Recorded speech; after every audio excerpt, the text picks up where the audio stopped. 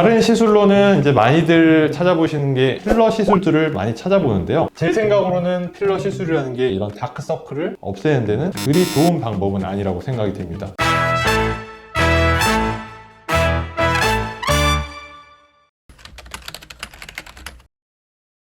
안녕하세요. DM성형외과 이종 원장입니다. 오늘은 눈 밑의 다크서클 원인과 해결 방법에 대해서 알려드리는 시간을 갖도록 하겠습니다. 우선 다크서클은 여러 가지 원인에 의해서 발생을 하겠는데요. 해결 방법도 여러 가지가 있을 거고요. 하안검이라는 수술과 눈밑 지방 재배치라는 수술인데요. 상담을 오시는 분들 얘기를 들어보면 눈밑 지방 재배치와 하안검이 정확히 어떤 건지 헷갈려 하시는 분들이 많기 때문에 두 가지 방법이 어떤지에 대해서도 알아보는 시간을 갖도록 하겠습니다.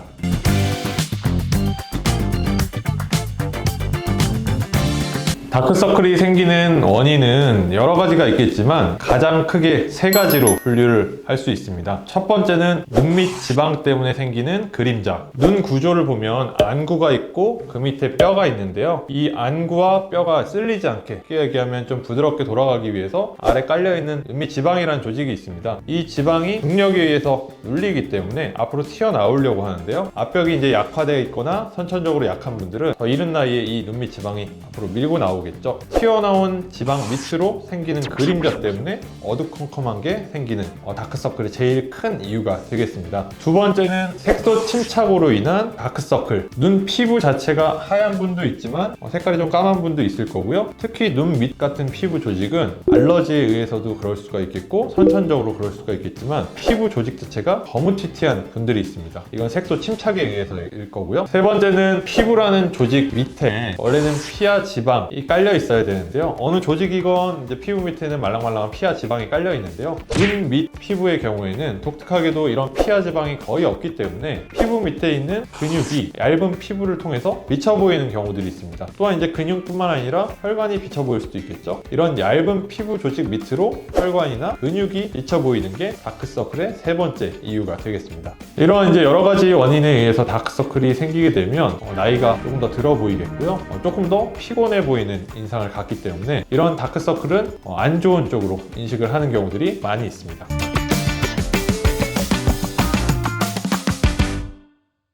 다크서클 찾아보신 분들은 많이 보셨겠지만 눈밑 고랑이라는 얘기들이 많이 나오는데요. 눈밑 고랑이라는 얘기는 눈 안구 정말 바로 아래쪽에 푹 패여 보이는 고랑을 얘기를 합니다. 특히 이제 키우는 강아지들, 귀여운 강아지들도 보면 이런 이제 눈물이 흘러서 거기가 까맣게 이제 물들어 있는 걸 볼 수가 있겠는데요. 사람도 마찬가지로 딱 그 부위에 생기는 게 이 눈밑 고랑이 되겠습니다. 소위 얘기하는 눈물이 이제 그쪽으로 보이면 흐른다 이래서 눈물 고랑이라고도 얘기를 하는데요. 이 눈밑 고랑이 왜 다크서클에 중요하냐? 다크서클이 생기는 큰 원인이 지방이 튀어나와서 굴곡이 져서 음영이 생겨서라고 얘기를 드렸는데요. 애초부터 눈 바로 아래쪽에 눈밑 고랑이 심하신 분들은 굴곡 때문에 그림자 져 보일 거고요. 특히 그게 심한데 거꾸로 위쪽에서는 지방이 뾰족하게 나오면 반차가 더 심해지기 때문에 이런 다크서클이 생기는 그림자라 이게 더 심하게 됩니다. 그래서 눈밑 고랑이 좀 심하신 분들은 수술을 하건 시술을 하건 이런 눈밑 고랑까지도 해결을 해야 다크서클이 조금 더 완벽하게 해결이 된다, 이렇게 생각하시면 좋을 것 같습니다.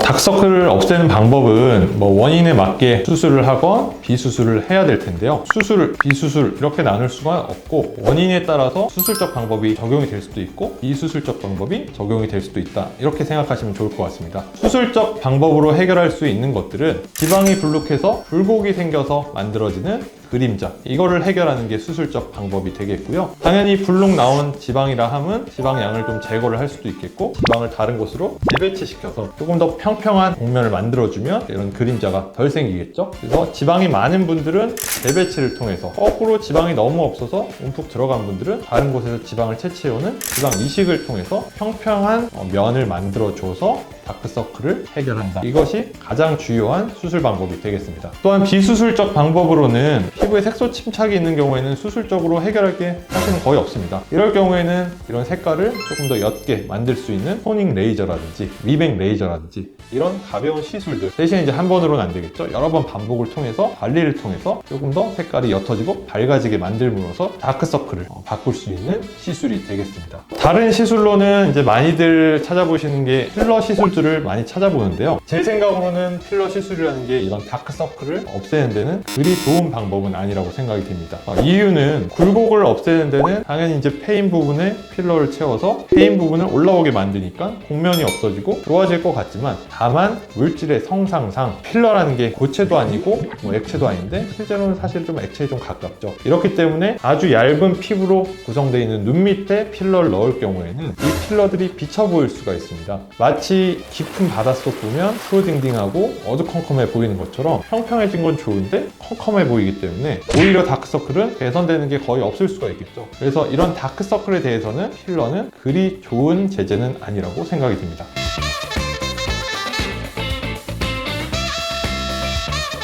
이 두 가지를 헷갈려 하시는 분들이 많이 있는데요. 눈밑 지방 재배치라는 수술은 이름 그대로 눈 밑에 있는 지방을 재배치해준다, 좀 평평하게 만들어주는 수술이다, 이렇게 이해를 하시면 쉽겠죠? 하안검 수술이라는 거는 아래쪽에 안검을 수술하는 거기 때문에 조금 더 폭넓은 용어가 되겠고요. 이 하안검 수술에도 눈밑 지방 재배치라는 것이 포함이 되어 있습니다. 다만 눈밑 지방 재배치만 하는 게 아니라 지방을 감싸고 있는 근육이라든지 피부의 늘어짐까지도 같이 해결을 해주는 게 하안검 수술이다 라고 생각을 하시면 좋을 것 같고요. 하안검 수술이 눈밑 지방도 재배치를 해주고 근육도 당겨주고 피부도 당겨주기 때문에 결과는 더 좋아질 수 있겠지만, 당연히 피부랑 근육을 손을 봐야 되기 때문에 저희가 수술 부위에 접근하는 절개선이 피부에 남게 되겠죠. 물론 이제 시간이 지나면 절개선이라는 게 잘 안 보이고 흉터가 좀 잘 안 보이는 부위를 찾겠지만, 이건 엄연히 없는 거랑은 있는 거랑은 다를 수가 있습니다.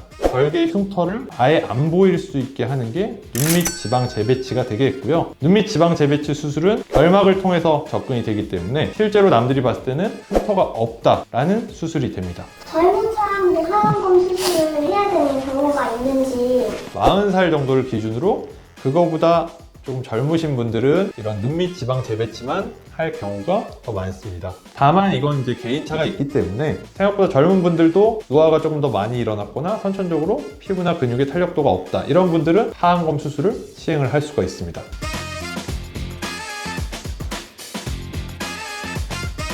딱 집어서 그거를 확인을 하는 거는 좀 어려울 걸로 생각이 되고요. 판단하시기에 난 눈밑이 불룩해, 아니면 어두컴컴해, 눈밑 수술을 해야 될 필요가 있어 라고 생각하시는 분이라면 전문의와 이제 상의를 해서 확정하는 게 제일 맞는 기준이라고 생각됩니다.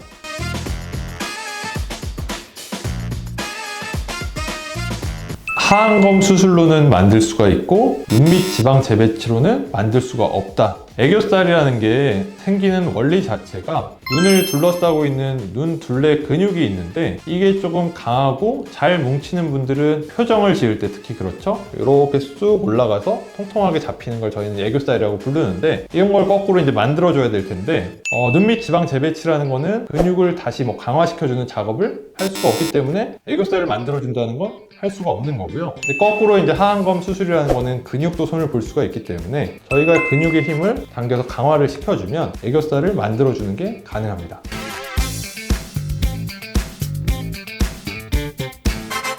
오목한 것 때문에 어두컴컴해 보인다, 이런 이유라면 오목한 걸 이제 채워주기 위해서 지방 이식을 해서 볼륨을 채워주면 밑에 있는 근육이 비쳐 보이거나 이런 것도 속이불이 생기기 때문에 덜 비쳐 보여서 전체적으로는 조금 밝은 느낌을 낼 수가 있습니다. 다크서클의 수술 방법으로 지방 이식이라는 건 일부분의 원인에 맞는 수술법이다 라고 생각하시면 좋을 것 같습니다.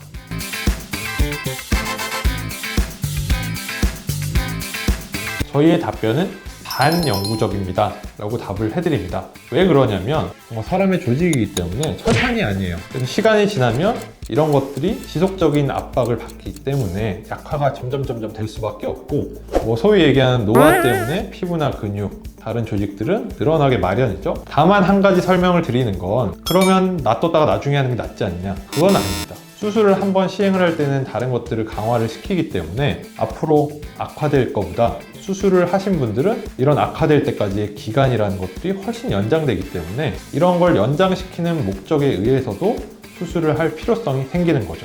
약화된 부분을 다시 강화를 해야 될 거고요. 지방이 나왔으면 다른 곳으로 다시 한번 재배치를 해줘야겠죠. 수술은 당연히 가능합니다.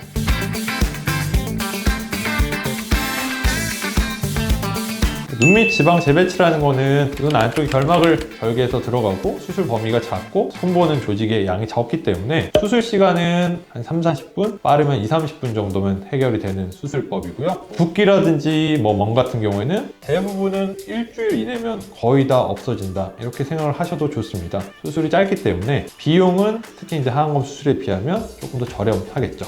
거꾸로 얘기하면 하안검 수술은 눈밑 지방 재배치에 비해서는 수술 시간도 조금 더 길 거고 붓기나 멍도 조금 길 거고 비용도 상대적으로 조금 더 올라가게 될 겁니다. 하지만 하안검이라는 수술 자체도 그렇게 큰 수술은 아니기 때문에 한 2-3주 정도 되면 붓기라든지 멍 같은 건 거의 해결이 될 거고요. 다만 흉터가 좀 빨개져 있고 흉터가 좀 도드라지는 거는 아주 빨라야 한두 달, 조금 여유 있게 생각하면 한 2-3달까지는 좀 붉은 흉터가 보일 수 있다, 이렇게 생각을 하시면 좋을 것 같습니다.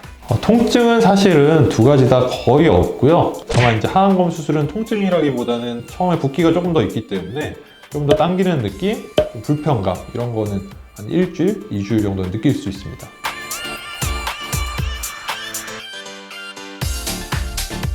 대부분의 환자분들은 여러 가지 원인을 복합적으로 갖고 오시기 때문에 거기에 대한 설명들을 드리고 저희가 이러이러한 거는 해결을 해드리고 이러한 거는 원래 수술적으로 해결이 불가능하기 때문에 환자분이 목표로 삼고자 하는 하얘지고 싶은 욕망이 100이라고 하면 저희가 해결해 드릴 수 있는 건 70, 80 다 해결해 드릴 수 있겠죠. 그런 이제 목표치들을 제대로 제시를 해드리고 거기에 맞게 수술을 완벽하게 해드리는 게 가장 좋은 결과를 내드리는 길이라고 생각이 됩니다. 자, 오늘은 다크서클이 생기는 원인들과 여기에 대한 해결 방법들에 대해서 설명을 드렸는데요. 본인에게 생긴 다크서클이 어떤 이유에서 생겼고 어떤 수술법이 더 적합한지 알아볼 수 있는 시간이 됐으면 좋겠습니다. 더 궁금하신 점이 있으시면 댓글로 달아주시면 더 자세하게 알아보는 시간을 가지면 좋겠고요. 이상 성형외과 전문의 이종훈 원장이었습니다. 감사합니다.